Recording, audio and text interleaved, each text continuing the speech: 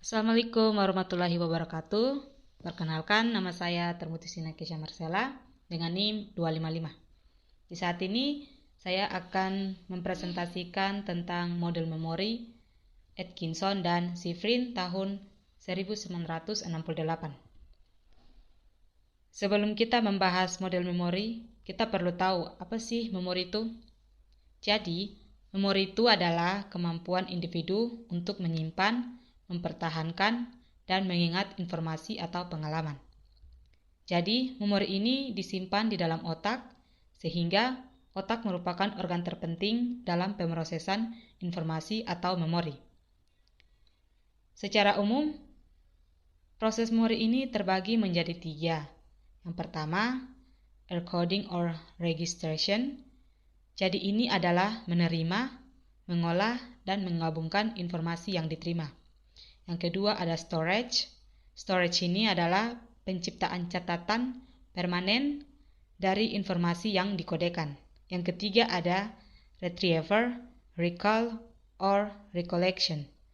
Itu memanggil kembali informasi yang tersimpan ketika merespon beberapa isyarat untuk digunakan dalam suatu proses atau kegiatan. Nah, tentu dalam psikologi kognitif ini banyak sekali model-model memori yang telah diajukan oleh para ahli. Nah, salah satunya adalah model memori Atkinson dan Shiffrin. Sebelum kita masuk pada cara kerjanya, kita perlu tahu apa sih model memori Atkinson dan Shiffrin ini.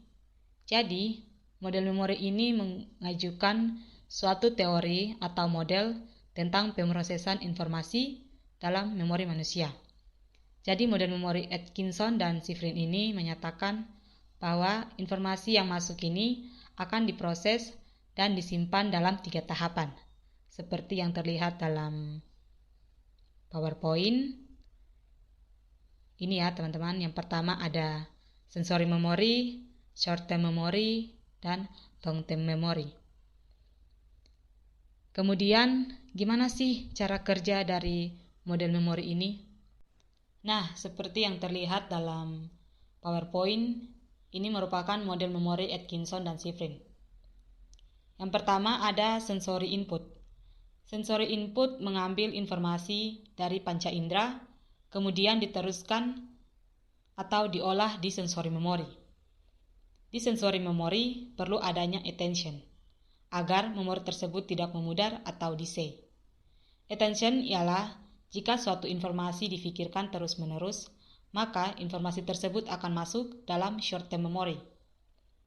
Jika dalam short-term memory tidak terjadi pengulangan informasi, maka akan mengalami displacement atau pergantian memori, di mana memori yang dulu akan digantikan dengan memori yang baru.